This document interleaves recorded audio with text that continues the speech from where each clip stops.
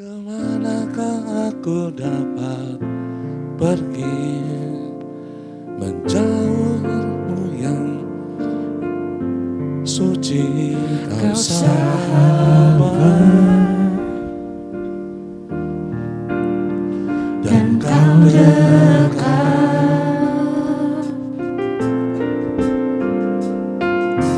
bahkan seluruh pengabdianku tak bisa membalas kesetiaanmu, sungguh mulia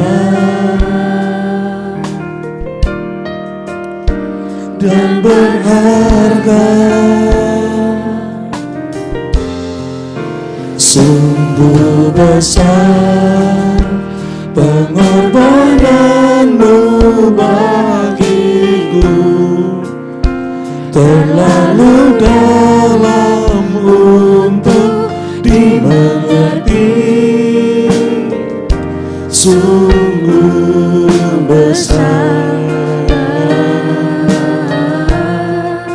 sungguh indah yang kau pikirkan tentangku, tak terselai bagiku.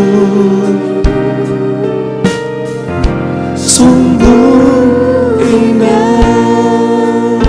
Kami gak bisa lari daripada Engkau Tuhan. Katakan, kemanakah aku dapat pergi menjauhi rohmu yang suci, kau sahabat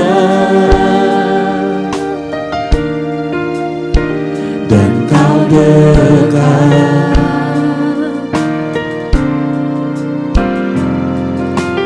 bahkan seluruh pengabdianku tak bisa membalas kesetiaanmu, sungguh mulia dan berharga. Sungguh besar pengorbananmu bagiku, terlalu dalam untuk dimengerti. Sungguh besar, sungguh indah yang kau pikirkan tentangku, tak terselami bagiku. Sungguh indah, sungguh besar, sungguh besar pengorbananmu bagiku, terlalu dalam untuk dimengerti. Sungguh besar,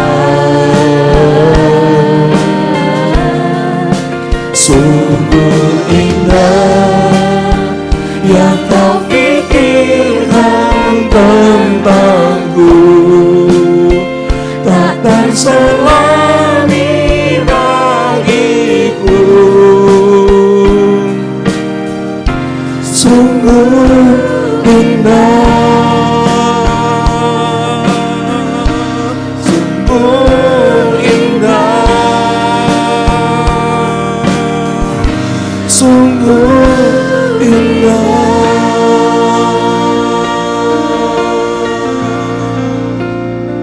Sungguh pengorbananmu yang membuat kami bisa berdiri di hadapan Engkau. Bukan kuat, bukan gagah, bukan perkasa kami, tapi itu mata-mata karena anugerah daripada Engkau. Engkau menerima kami apa adanya. Engkau mendandani kami, menyucikan kami, menguduskan kami. Dan kami berdoa, bentuklah kami. Karena kami belum sempurna. Karena apa yang kami kerjakan juga belum sempurna. Karena perlu Engkau Tuhan. bentuk kami. Tuhan terima kasih untuk waktu ini. Sebentar hamba akan berkata-kata, semua adalah daripada Engkau. Dan biarlah segala sesuatu, jangan ada satupun dari diri hamba-Mu ini yang keluar, tapi biarlah segala sesuatu itu datang daripada Engkau. Dalam nama Tuhan Yesus kami berdoa. Sama-sama katakan amin, amin. Nah, saya diberi topik, bukan diberi topik sebenarnya. Ya saya lagi ngobrol sama Angga, Angganya mana ya? Lu kenapa di belakang? Lu masih duduk paling depan sini gak? Lu masih duduk paling depan karena lu paling masih di hair dryer di depan. Yuk tolong slide-nya, saya bicara tentang everything rise and falls on leadership. Quotes daripada John C. Maxwell, kalian pasti tahu ya semua John Maxwell, seorang leadership dan hari ini rupanya saya pembicara paling tua ya. Dari seluruh pembicara yang lain tadi muda. Saya ngikutin dari Zoom, Angga, Doni, tadi Yohanes, dan sekarang saya, nanti sebentar Chris. Jadi saya cepat-cepat aja karena mengingat Anda kan belum pada makan. Masih pada puasa muka-mukanya gitu. Saya nggak tahu kalau dibalik masker pada makan permen gitu. Nah, everything rise and fall on leadership, satu quote, segala sesuatu tumbuh naik pada kepemimpinan. Apapun yang saudara dan kalian semua, anak-anak muda ya, orang-orang muda, saya pakai kalian ya, yang kalian lihat nikmati segala sesuatu tentang nggak ada terjadi mendadak gitu aja. Dunia diciptakan kejadian satu pun karena Tuhan menciptakan. Tuhan berkata jadilah terang, maka jadi. Maka segala apapun yang ada di muka bumi ini terjadi karena adanya kepemimpinan. Amin. Saya sebelum itu saya mau buka dengan satu kisah tentang sebuah negara yang bernama Singapura. Tahu Singapura kan ya? Pasti tahu. Negaranya gede atau kecil? Luasnya mungkin jangan-jangan lebih luas Jakarta kali ya.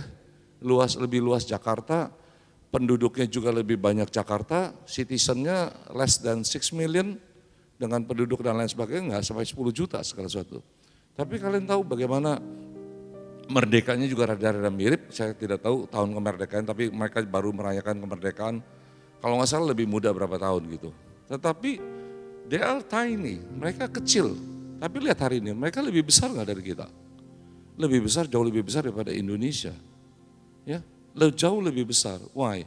Karena leadership, karena kepemimpinan. Dan itu yang saya akan angkat isu ini. Ya, termasuk isu ini pun juga kemarin saya Rakornas dan juga sidang MPL GBI seluruh Indonesia, saya angkat isu tentang Singapura ini. Karena mungkin banyak pendeta, belum tentu banyak pemimpin. Pendeta nggak jaminan pemimpin, pengkhotbah nggak jaminan pemimpin. Tetapi lo khotbah cuma 1-2 jam nggak ngerubah apa-apa. Tapi leadership, kalian bisa ngerubah sesuatu. Ya, coba next slide. Di dalam next slide ini saya tampilkan di sini ada 3 gambar. Jadi ini yang paling kanan ada the first generation daripada leadership daripada Singapura yang dipimpin oleh Lee Kuan Yew dari sejak kemerdekaan. Lalu terjadi yang namanya handover tahun 1984. Ditunjuklah Goh Chok Tong menjadi calon pemimpin tahun 1984. Menjadi calon pemimpin, lalu diangkat jadi DPM, Deputy Prime Minister. Ya, tahun 1984 betul. 84 atau 94. Lalu setelah sekian tahun diangkatlah Goh Chok Tong menjadi the second generation daripada leadership Singapura. Oke. Lalu tahun 2004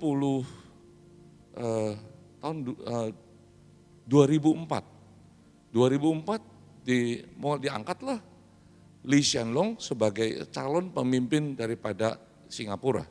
Saya nggak mau banyak bahas tentang yang ini. Lalu diangkat 2004 dari Lee Hsien Loong jadi pemimpin Singapura sampai hari ini. Nah, yang saya mau agak ngelihat karena ini walaupun pecah, kalian bisa lihat di Google cerita tentang the fourth generation leadership, 4G leadership, Singapore 4G leadership. Cari di khususnya yang mungkin dari website Star Times, 4G leadership. Nah, yang kanannya ada cerita dalam tahun 2016 mereka buat sebuah grup yang namanya 4G Leadership. Sebuah grup sekitar ada 30 orang kurang lebih 4G Leadership. Kepemimpinan generasi keempat. Lalu mereka buat seperti itu, tahun 2018 diangkatlah seorang bernama sebentar nih, saya namanya agak lupa. Bernama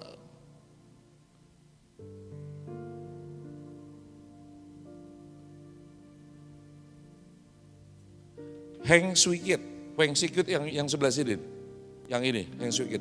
2018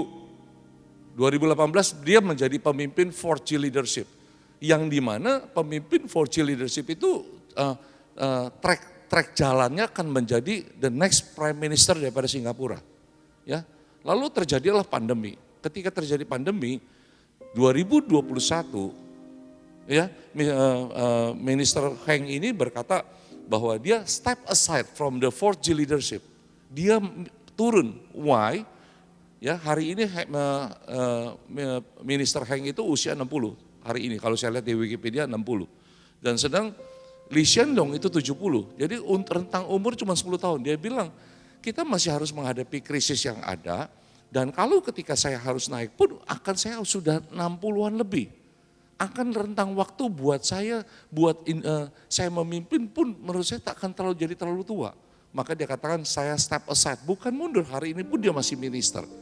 Lalu 2021 dia lakukan itu, April 2020 beberapa bulan lalu diangkatlah seorang bernama Lawrence Wong.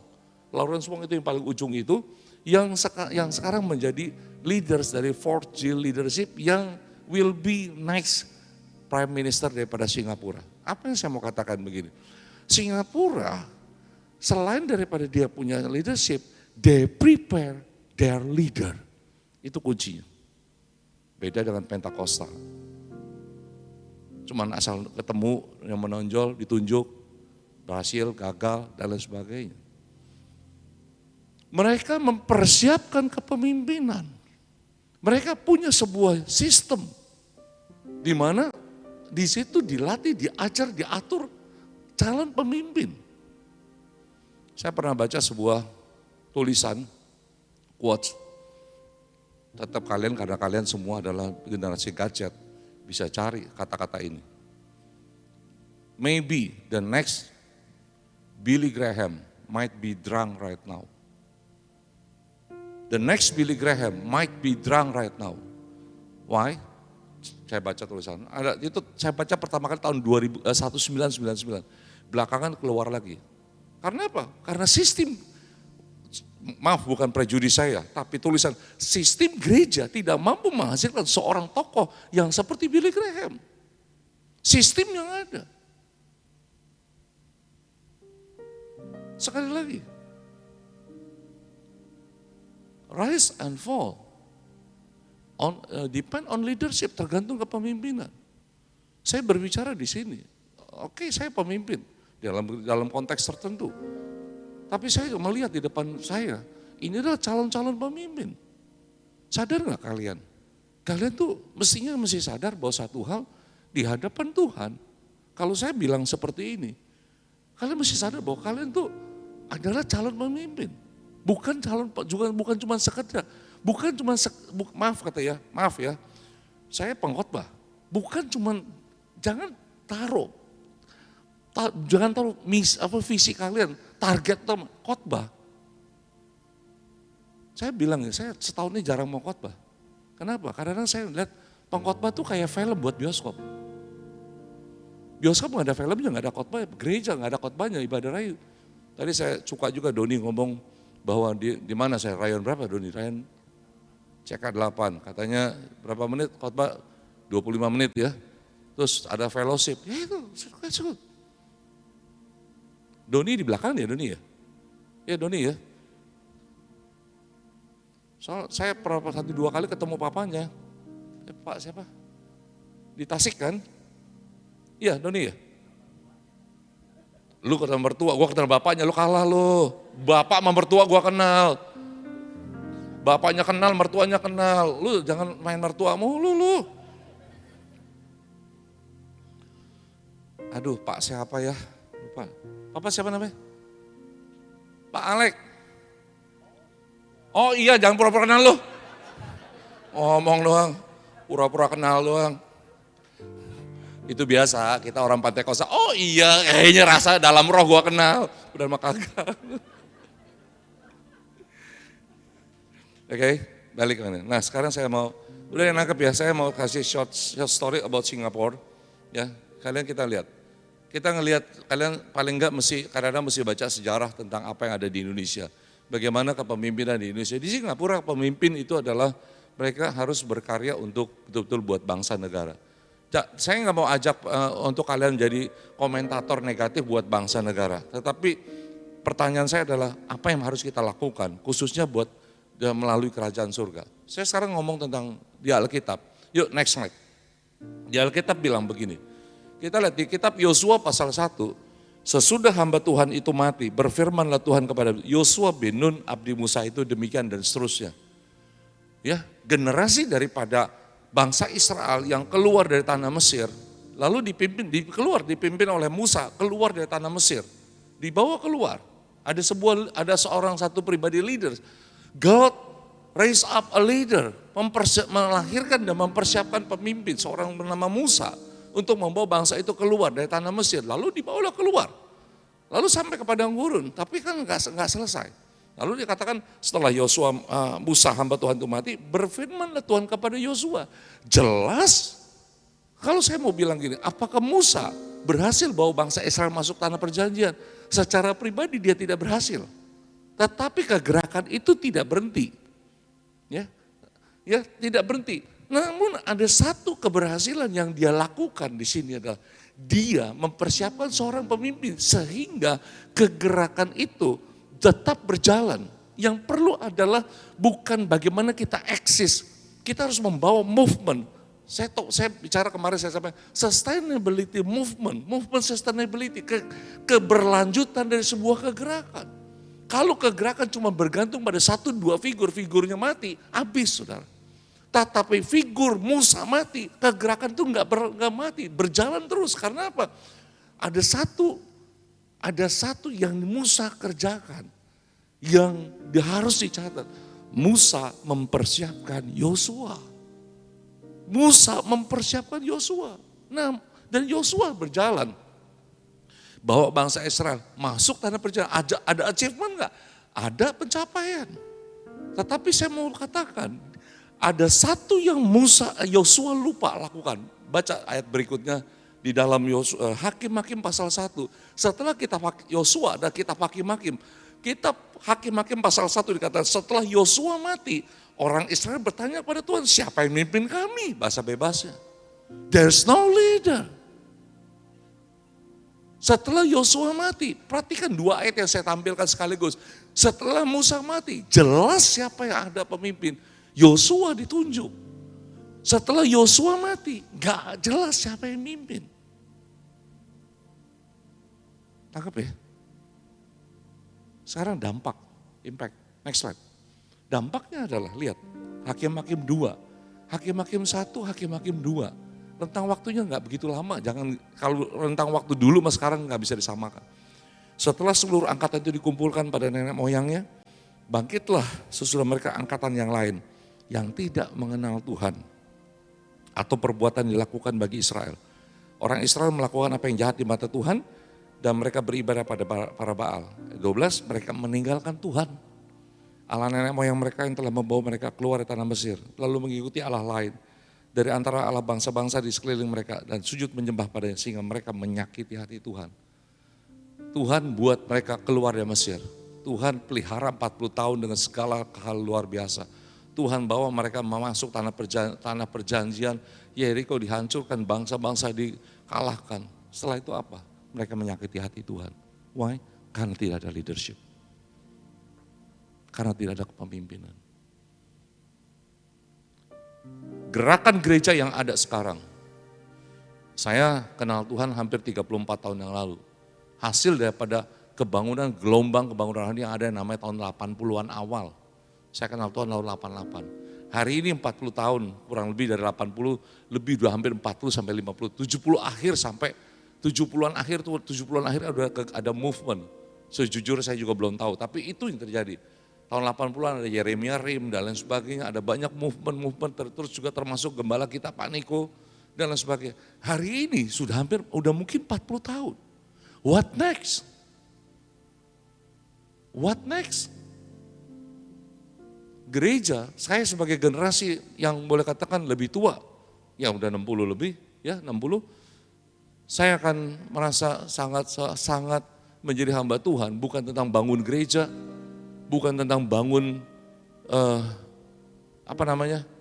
profil pribadi, tentang bagaimana di mana saya khotbah, berapa banyak saya khotbah, tetapi bagaimana saya bertanggung jawab pada Tuhan, apakah sebagai seorang orang-orang yang lebih senior, termasuk kamu enggak? Siapa lagi yang pemimpin DPA? Benaya siapa lagi? Hah? Cynthia, Benaya. Tanggung jawab kita, achievement kita akan dicatat sejarah buku kehidupan akan nulis, kita melahirkan pemimpin atau tidak. Amin. Kita melahirkan pemimpin atau tidak. Satu hari, siapa yang di sini usia 30-an? Bisa angkat tangan? Ya ada. Oke, yang 20 sampai 30. 20 sampai 30. Cukup banyak. 10 tahun dari sekarang kalian akan jadi 30 sampai 40. Kalian bukan cuma pemuda-pemuda biasa yang cuma sekedar mengisi ruangan biasa doang. Kalian mesti lakukan, berkarya, lakukan sesuatu. Sekarang kalau kalian mau nyerap atau kalian mau cuma sekedar jadi pelengkap penderita. It's depend on you. Saya nggak ada yang bimbing, nanti saya cerita. Saya jadi hari ini. Bukan karena saya punya banyak pembina, banyak pembimbing, banyak mentor, tidak. Tapi kesadaran, kemauan, saya nggak sekolah saudara kalian. Kalian mesti tahu bahwa saya itu nggak sekolah, nggak pernah kuliah. Apalagi makan bangku kuliah, kalau Angga makan bangku kuliah, keras pun digigit sama dia. Tapi satu hal, saya bergeliat, mungkin saya terinjak karena sulit. Mungkin saya merasa saya nggak pintar, lalu apa yang saya lakukan? Pasrah? Enggak. Saya berontak, saya belajar, I keep learning, otodidak apapun juga. Termasuk nyanyi, termasuk belajar, termasuk apapun juga. Apa itu? Nah yuk next slide supaya lebih cepat. Adalah, tolong saya mau lihat jam saya, ada jam nggak di sini ya? Oke, itu. Pertanyaan adalah, leaders born or made? Saya tanya Angga dulu, born or made? Made. Siapa yang mazhabnya aliran? Karena dalam dunia ini memang ada alirannya. Yang mengatakan born, dilahirkan. Made, yang selebihnya antara born made, antara enggak apa. Jadi prinsipnya adalah bisa born, ya, karena mungkin kepemimpinan. Tapi kita lihat, Musa punya anak enggak? Punya. Kenapa jadi enggak jadi pemimpin? Ya karena sesuatu. Belum tentu bisa dikatakan born kalau ketika dia bicara tentang ya mungkin ada punya pelayanan, usaha, pelayanan, ya bisa, saya melihat bahwa saya akan ke sana karena saya dilahirkan. Tetapi mazhab yang lebih besar adalah leader is made, dibentuk. Ya. Jadi kalau saya mau ngomong begini tadi, saya katakan pemimpin ada dua hal. Pemimpin harus punya hasrat, ngerti panggilan bahwa kita mesti persiapkan pemimpin, betul? Tetapi yang mau dipersiapkan juga harus punya kemauan untuk dipersiapkan. Jangan cuma bilang gitu, saya calon pemimpin. Enggak, atlet bilang gitu, kalau atlet gitu, dia atlet berbakat. Atlet berbakat itu nothing. Yang dihargai adalah juara ketika dia menjuarai pertandingan. Bisa katakan amin? Berbakat itu nothing. Banyak orang yang berbakat gak jadi apa-apa. Tetapi harus dikatakan leader is made, harus mau dipersiapkan, dibentuk dan sebagainya. Oke? Nah, sekarang saya masuk pada 3 poin. Yuk next slide. Ya pertanyaannya saya begini, mengapa Yosua dan bukan yang lain? Betul ya? Kenapa yang dipilih Tuhan Yosua? Apakah ada pilih kasih daripada Musa kepada Yosua? Apakah ada sesuatu yang istimewa? Nah, saya mau bilang begini.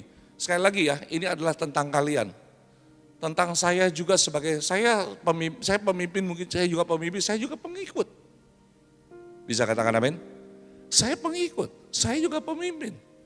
Saya sampai hari ini, ya, kalau ngomong sedikit posisi gitu ya, saya kalau tahu sinode, saya adalah bendahara umum daripada sinode. Kepengurusan sinode ada yang namanya ketua umum dan sekretaris umum dan bendahara umum, dan saya bendahara umum ya. Sampai di titik situ, saudara pikir saya naik, ya betul saya ada karena orang Gatot Subroto yang mewakili daripada Pak Niko, tetapi apakah cuma karena orang Pak Niko? Bukan, karena saya bangun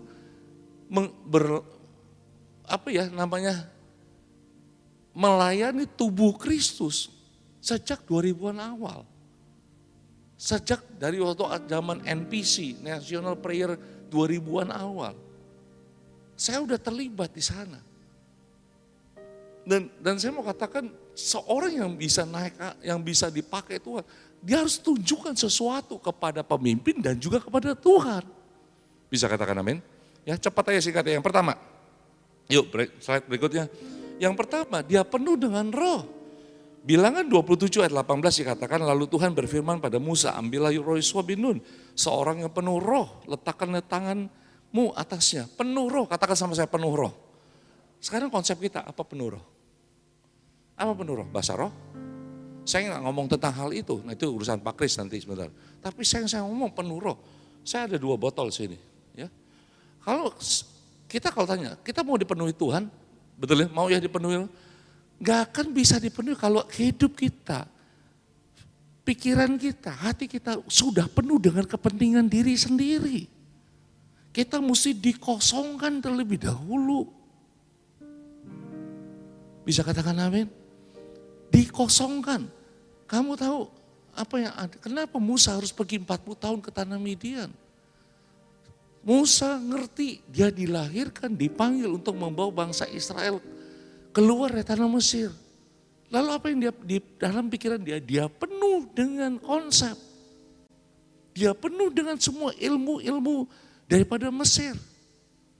Singkat kata, lewat berbagai cara, dilemparlah dia ke tanah Midian 40 tahun. Ketika Musa 40 tahun, dia gagah perkasa, jago bicara. Ketika Musa 80 tahun, apa yang terjadi? Dia gagap bicara dan berkata pada Tuhan, saya enggak mampu. Dikosongkan. Seberapa banyak orang berbakat tahan ketika menjalani proses dikosongkan. Gak tahan, apalagi ketika, makanya saya mau katakan gini, jangan pernah dengar pujian. Pujian itu diabetes bisa kalau kamu makan pujian. Kalau kamu baru masih muda, sudah butuh pujian, kamu akan mati. Kamu akan mati. Kamu perlu teguran. Orang yang berani negur kamu artinya mengasihi. Saya mengasihi Angga. Angga udah gak perlu pujian, banyak pujian banyak dia terima. Dia ngapain jauh-jauh nyari saya? Kadang nyari gua nyari lu di Santul. Gua yang pasti Santul. Tapi saya bukan orang kayak begitu. Saya bilang gini, saya nggak mau ngomong kepada orang yang nggak mau diajar. Sorry kata, Angga menunjukkan walaupun, kalau Anda jangan tanya saya berapa keras saya ngomong sama Angga. Keras. Tapi sebelum keras kasih makan dulu yang enak. Layani dulu, setelah itu sikat habis. Tapi apa untungnya saya? Saya mau nanya apa untungnya saya? Betul ya? Untung apa gua ngomel-ngomel enggak? Untung apa? Tapi I have to do what I have to do. Saya mesti lakukan. Dan saya jujur berkata, kalau saya menegur orang yang enggak punya kemauan untuk ditegur, kita kan orang-orang gereja yang mukanya tuh muka terlatih senyum, belum tentu senyum. Sorry, jangan lakukan itu. Jangan lakukan muka-muka munafik yang berkata, yang haleluya kita puji Tuhan, saya bersyukur dan sebagainya. Padahal mah kagak bersyukur. Saya bersyukur punya gembala seperti Bapak dan sebagainya. Ulang tahun.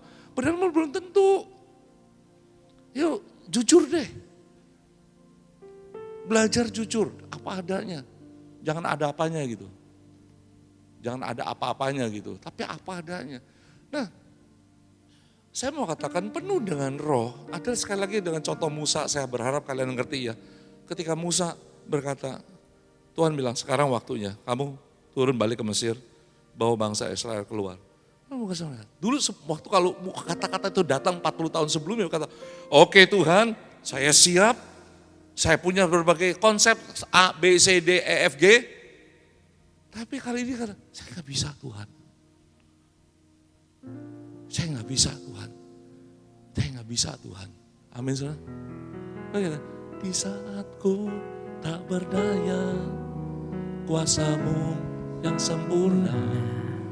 Ketika ku berdoa, mujizat itu nyata. Bukan karena kekuatan, namun roh-Mu ya Tuhan. Ketika ku percaya, mujizat itu nyata. Amin saudara.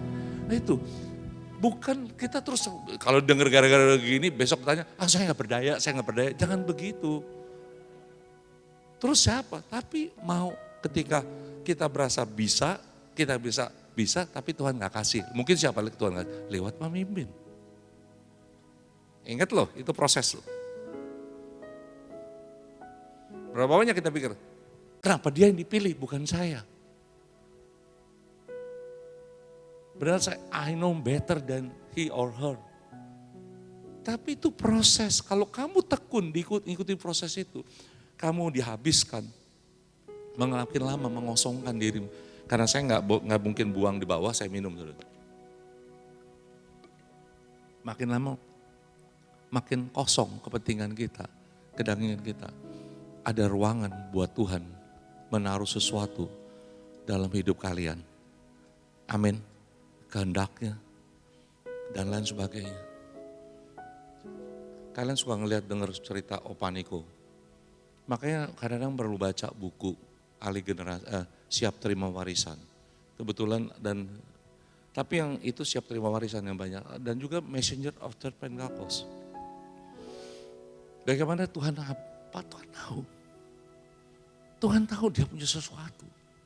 Tuhan tahu ada kelembutan di dalam yang no one can see. Sesuatu yang di dalam hati. Paniko atau seorang. Tapi Tuhan tahu. Dan Tuhan bisa ngomong lewat seorang hamba Tuhan namanya Sheng. Dan lain sebagainya. Dan bla bla bla banyak nubuatan di buku ada. Dan akhirnya jadi, lalu dia apa? Apa yang terjadi? Paniko harus ngalamin apa yang namanya kebangkrutan habis, dihancurkan dan lain sebagainya. Sebelum Pentakosta ketiga 2013 ya Pak Kris ya, 2013. Apa yang Pak Niko ngalamin ya namanya seperti yang dia katanya dia ngalamin masa sulit 6 bulan seperti burung rajawa dicabutin kukunya, dicabutin bulunya.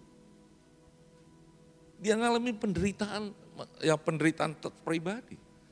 Lalu ketika dia lewati itu dengan berespon benar, Tuhan taruh pesan Pentakosta ketiga.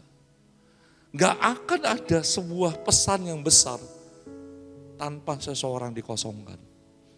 Saya akan masuk ke poin kedua supaya cepat aja. Tapi nanti PowerPoint-nya bagikan aja Pak Angga ya. Tanya pada diri kalian. Apa yang ada dalam pikiran kalian dalam memimpin? What is in your mind? What is in your heart? Mungkin belum kali ya, masih di remaja, pemuda kan? Belum banyak maunya. Kan belum banyak dipuji, coba puji. Aduh, saya sangat diberkati dengan kamu kalau ketika kamu memimpin pujian, kayak saya ngerasain surga misalnya begitu. Hati-hati. Pujian itu mungkin kayak orang kita work out kita butuh energi dikit. Tapi jangan dibawa pulang, akan bahaya. Yang kedua, yuk. Next slide. Punya kemauan, willing to follow leaders. Keluaran 24 ayat 12-13, Tuhan berfirman pada Musa, naiklah menghadap aku ke atas gunung dan tinggallah di sana. Maka aku memberikan padamu loh batu, yakni hukum dan perintah yang telah kutuliskan untuk diajarkan pada Musa. Ayat 13, pada mereka. Lalu bangunlah Musa dan dengan Yosua abdinya naik ke atas maka naiklah Musa ke atas gunung Allah itu. Kalau kita ngerti cerita ini, waktu itu bangsa Israel, Tuhan tuh bilang, aku mau bicara, so persiapkan. Lalu bangsa Israel tuh menolak untuk berbicara. Kalian tahu cerita tentang patung lembu emas yang disembah orang Israel. Itu di sekitar-sekitar sini ceritanya. Karena mereka menolak untuk pergi ke tempat yang lebih tinggi. Saya nggak bahas tentang tempat yang lebih tingginya, tetapi Musa harus menjalani sebuah pergi melakukan perintah Tuhan ke suatu posisi satu jalan yang tidak mudah. Yang dimana kalau dia melihat kemuliaan Tuhan tapi sama, setelah itu kan Keluaran 30-an itu, kalau kamu melihat kemuliaan kamu akan mati. Dalam semua perjalanan beresiko, lalu apa yang terjadi? Yosua follow his leader. Amin. Will you follow your leader? Saya bertanya gitu aja. Saya singkat aja ngomong ini. Punya willingness to follow your leaders. Banyak orang ketika belum punya sesuatu, saya sering bilang begini, achievement, pencapaian pribadi, itu seringkali berbahaya. Pencapaian pribadi, oke, kita mesti bersyukur buat pencapaiannya, tapi jangan jadi berhala untuk menunjukkan kita makin tanduk, kita makin besar. Miliki hati seorang hamba.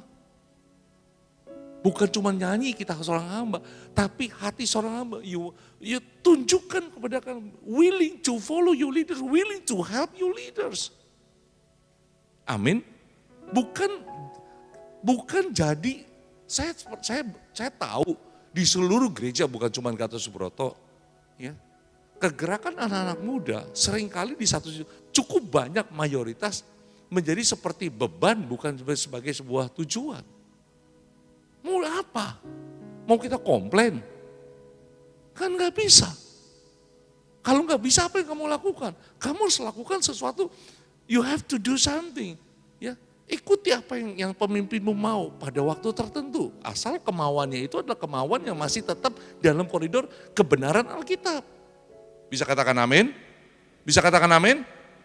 Jangan pemimpin, misalnya ada pemimpin yang nyuruh yang enggak. Ya, yang nyuruh yang enggak termasuk hal-hal yang melawan moral, diikutin, jangan. Kamu mesti ngerti, karena itu baca Alkitab, mana yang benar, mana yang kagak. Amin. Tetapi hal-hal yang basic, ya, yang apa yang pemimpin minta, tekun doa dan lain sebagainya, ikutin. Karena gini, kamu nggak akan pernah jadi pemimpin yang baik kalau kamu nggak pernah jadi pengikut yang baik. Dan nggak mungkin jadi bapak yang baik kalau kamu nggak jadi anak yang baik. Bisa katakan amin? Ya. Kalau kamu bisa nggak jadi pemimpin tapi dia tidak pernah jadi pengikut yang baik? Bisa, tapi dia akan memimpin orang-orang juga yang sulit untuk dipimpin. Itu yang terjadi. Ya, karena itu sincere, tulus. I want to help you. Ya, nggak usah ngomong gini, pakai papa-papi atau apa segala macam. Gembala, pemimpin. Dia Tuhan katakan Ibrani baru 13 ya. 17. Taatlah pada pemimpin-pemimpinmu karena mereka yang berjaga-jaga. Tuhan bilang gitu. Sekali lagi yang pada hal tertentu. Saya ngomong mana anak muda. Ngomong penundukan diri, submission. Saya 88 sempat ke Gatot Subroto, ke Karsa Pemuda. Lalu saya masih berkeliling, tahun 89 saya dibaptis di gereja Karsa, di gereja Gatot Subroto, waktu itu belum Gatot Subroto. 89 sampai hari ini. Saya tetap ada di sini. Saudara tahu siapa saya? Saya cuma gembala cabang di Rayon 1B. Saya punya atasan Pak Samuel Gunawan. Saya punya ranking walaupun satu sisi lain saya ada bendahara umum.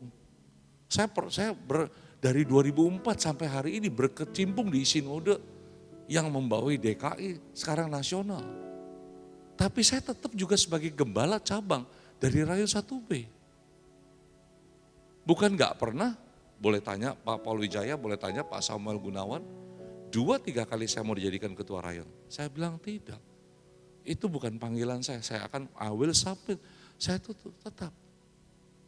Ketika ada 2 pengerja Rayon, saya datang. Ketika saya berhalangan, saya minta izin. Dan karena dia atas saya cuma beda 1 tahun dengan Pak Samuel. Saya sebut selalu manggil Pak Samuel, enggak Sam. Cuma karena kita seusia, tidak. Itu etika yang mesti kita pegang. Mesti ngerti.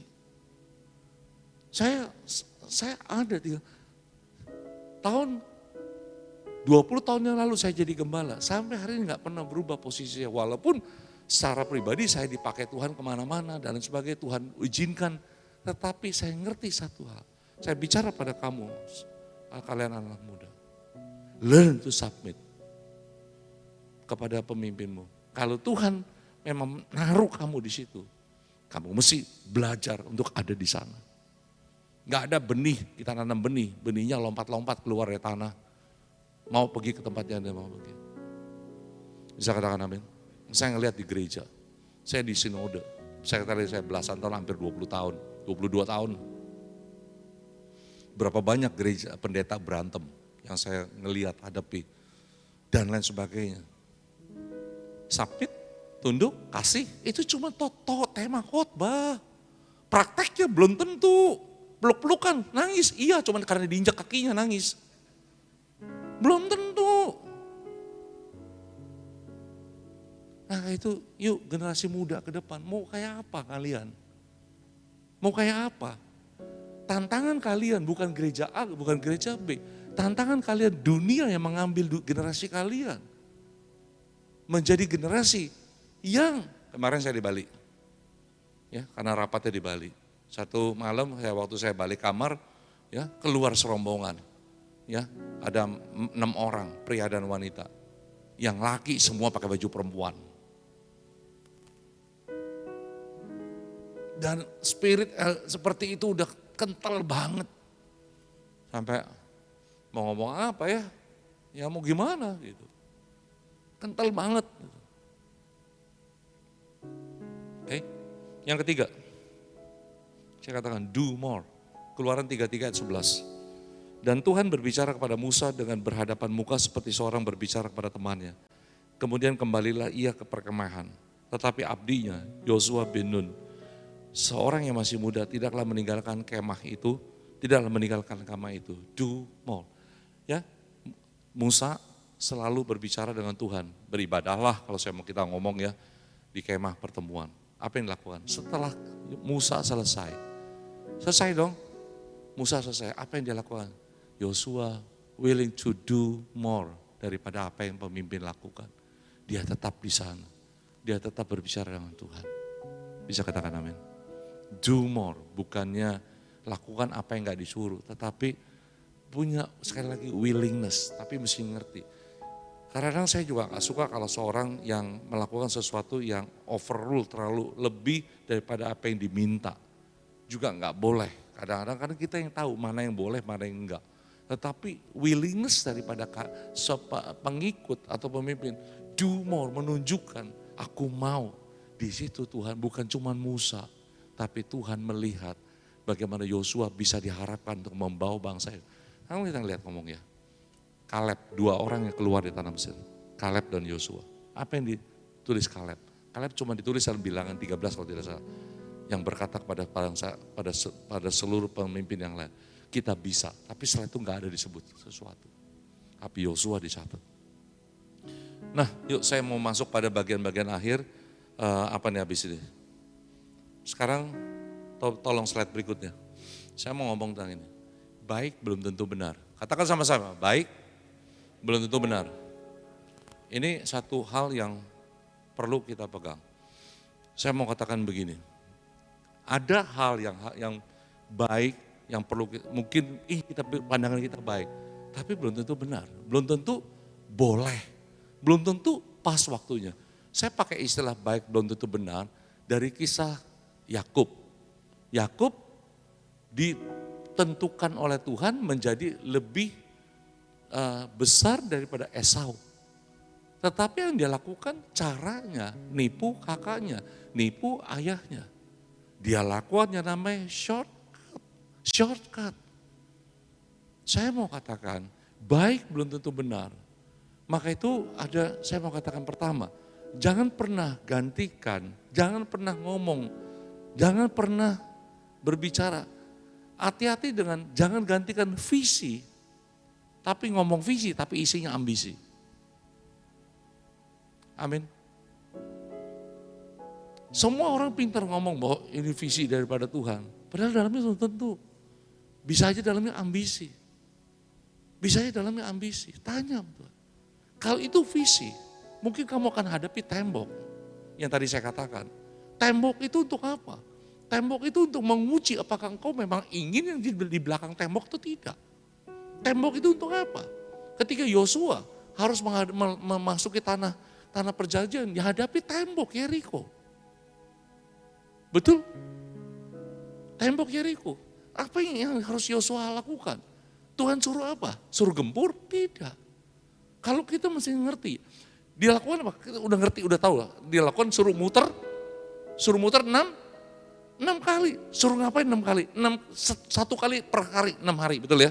Suruh ngapain? Suruh diam.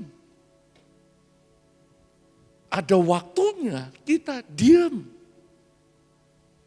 Kalau waktunya belum berteriak, jangan teriak. Problemnya adalah karena kita pikir ini dari Tuhan, kita berteriak. Tuhan suruh diam. Kalau Tuhan belum suruh berteriak, diam, jalani aja. Jangan coba tolong pelayanan. Saya masih ingat tahun 1989. 1989, usia saya belum 27 tahun saat itu. Ada sekelompok teman-teman, kita buat pakai usaha. Dengan kita bantu pekerjaan Tuhan. Kalau dari gereja susah dapat dana. Omongan selalu begitu. Omongan selalu akan begitu. Dan apa yang tahu? Langsung dalam umur 27 saya bilang, saya tidak mau terlibat karena saya tidak akan bantu Tuhan. Tuhan yang harus bantu saya. Bisa katakan amin? Tuhan akan bantu kita, tapi kita mesti lakukan dengan cara Tuhan. Kalau Tuhan suruh diem, ya diem dulu. Jalani, berputar dulu 6 hari. Mungkin 6 tahun kamu diem. Di situ, belum lagi diem itu. Belum orang Yeriko dari atas, dari tembok itu menghujani engkau dengan mengintimidasi engkau. Dengan kata-kata kematian, kata-kata yang lain. Tapi kalau kamu yakin itu dari Tuhan, diam. Saya bendahara. Saya lakukan semua selama 3 tahun di saat ini. Bukan karena saya sesuatu, saya lakukan dengan semua dengan keterbukaan, dengan cara yang benar, dan lain sebagainya. Dan saya bisa ngelihat pendeta yang namanya membikin sesuatu untuk cuma ngeluarin dana. Saya bisa nyium lah. Kita ada kalian dari muda. Kalau kamu susah dapetin dana, bukan artinya kamu boleh membuat trik-trik tertentu. Membuat hal-hal yang fiktif untuk itu semua. Kamu masih muda, kalau kamu sudah lakukan itu gak ada masa depan. Saya bilang pada kamu. Amin. Amin. Karena kalau kamu gak bisa kelola uang, bagaimana kamu bisa kelola yang lebih besar lagi? Gak bisa. Mesti percaya bahwa kuasa doa, kuasa Tuhan bisa melembutkan hati pemimpin. Makanya kalau doa tuh bendahara suka didoain, jangan suka pemimpin doang. Makanya pemimpin lembut hati, bendaranya kagak karena gak pernah didoain. Salah lu, maka ajarin. Gue ikutin menara doa gitu ya, menara doa sinode, 20 macam. Kalau doain, kami berdoa untuk, bukan jelas saudaranya, cuman kepikirnya lucu aja gitu ya. Saya berdoa buat ketua umum, sekretaris umum, bendaranya liwat saudara. Bendaranya liwat, padahal yang bayar tuh jum gua tuh. Tapi saya mau ngomong gini, belajar ya. I will, tujuan yang benar tidak membenarkan cara. Tujuan yang benar, tujuan yang ilahi. Tuhan boleh bernubuat dengan segala cara yang luar biasa, tetapi enggak membenarkan kamu boleh melakukan dengan cara yang salah. Ingat itu. Kalau kamu melayani di pemimpin pujian, hati-hati. Hari-hari ini banyak mimbar ini yang nyanyi, kepleset. Udah bukan hari-hari ini berapa tahun.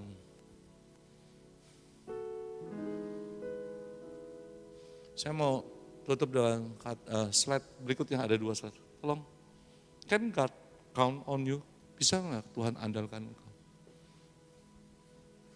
Kalau saya bertanya gini, mewakili perkataan, bisakah Tuhan mengharapkan kepada Anda? Siapa yang mau jawab, katakan bisa. Halo, bisa nggak? Siapa yang mau diharapkan Tuhan? Halo, siapa yang mau dipakai Tuhan? Amin. Turunkan tangan. Saya mau kasih tahu fakta. Tuhan belum tentu percaya pada kalian. Berikutnya saya karena ada ayatnya. Baca. Sementara ia di Yerusalem selama hari raya Paskah, banyak orang percaya dalam namanya karena mereka telah melihat tanda-tanda diadakan. Tapi Yesus sendiri tidak mempercayakan dirinya kepada mereka karena mereka ia mengenal mereka semua. Tantangan buat kita semua, buat saya, saudara dan saya. Kita bilang Tuhan pakai aku. Aku pikir Tuhan pasti mau pakai, betul ya? No. Show God to God, tunjukkan pada Tuhan. Tunjukkan pada Tuhan. Tunjukkan Tuhan ketika engkau menghadapi badai dalam kehidupan pribadi dan engkau gak kompromi.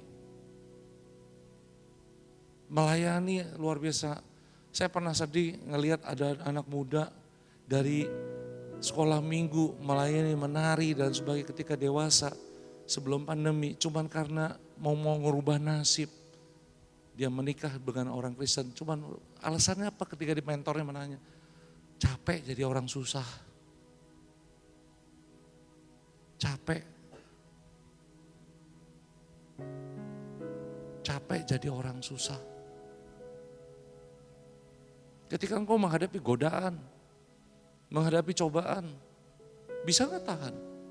Ingat loh itu ujian. Kamu tinggal mau terima umpan dari manusia sesaat atau kamu tetap pegang. Aku mesti pergi ke sana. Kamu sekarang hari ini sebagai para pengerja atau saya nggak tahu posisi kalian yang juga mengikuti Zoom. Ya, tanya pada diri kalian masing-masing. Apakah kamu siap kalau Tuhan kata, aku mau? Apakah kamu siap ketika Tuhan berkata, aku mau engkau untuk mengerjakan sesuatu? Apakah kamu siap ketika Tuhan berkata kamu harus dikosongkan seperti Musa? Tuhan Yesus pun harus seberapa lama? Dia harus 30 tahun jadi manusia biasa. Bukan karena cuma supaya usia itu, tapi itu proses pengosongan diri.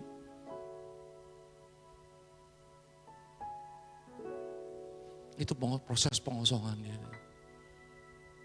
Amin. Kasih.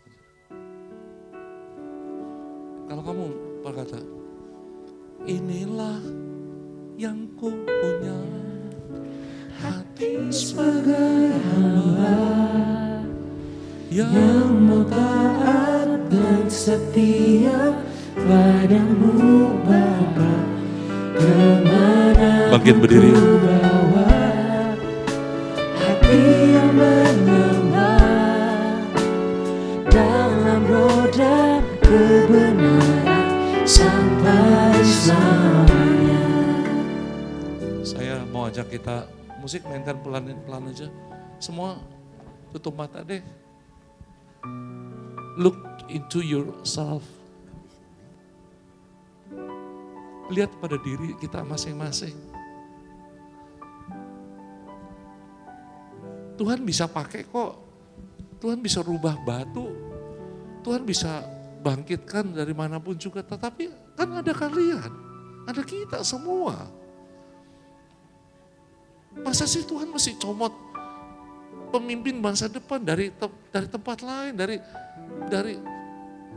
kalau dikatakan tadi dari tempat-tempat orang mabuk. Kan ada kita. Kita udah diselamatkan, kita udah dibina, dilatih, menerima segala anugerah Tuhan hari demi hari. Dari kecil sampai besar hari ini.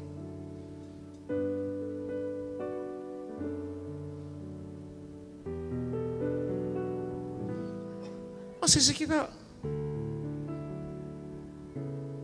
mungkin kalian waktu-waktu ke depan kalian akan kuliah, kalian akan pergi kemana. Jangan pernah lupakan apa yang Tuhan ingin harapkan dari kalian. Tuhan menaruh harapan itu dari dalam kalian.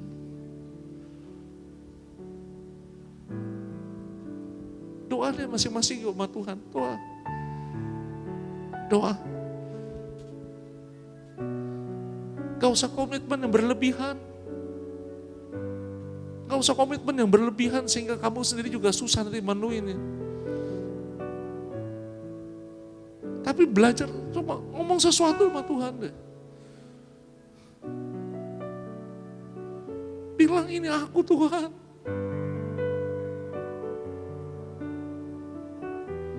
Kalau kamu mungkin merasa ada berbuat salah atau apa, minta ampun sama Tuhan sejenak.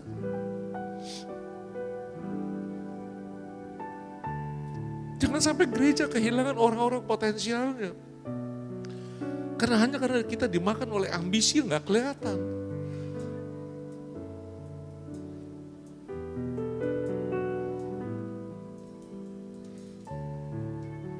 Semua yang ada, para pemimpin yang begitu di Zoom juga tuh, aku minta Tuhan. Jadikan prajurit-prajuritmu. Buka kedua tangan saudara, Tuhan aku minta urapanmu turunkan urapanmu Tuhan. Yang di sini maupun yang di Zoom, Tuhan urapi.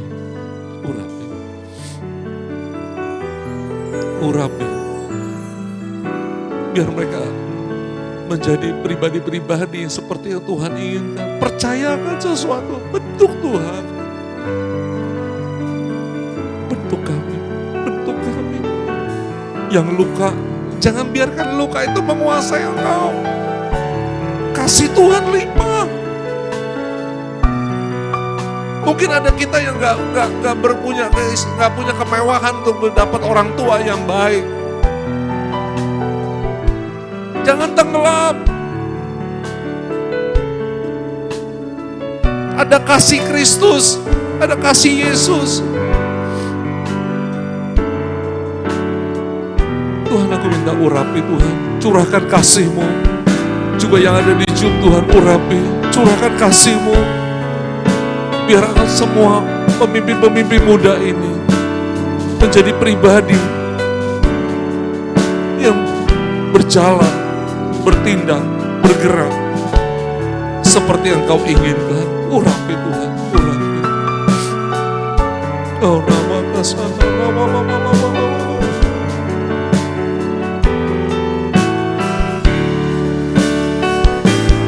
inilah yang ku punya, hati sebagai hamba yang mau taat dan setia padamu Bapa. Kemana aku bawa, Hati yang menyembah dalam budak kebenaran sampai selamanya. Inilah yang ku punya, hati sebagai hamba yang taat dan setia padamu.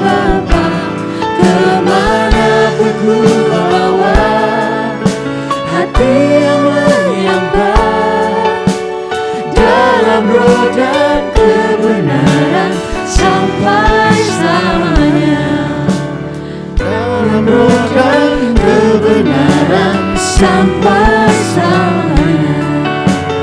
Dalam roh dan kebenaran sampai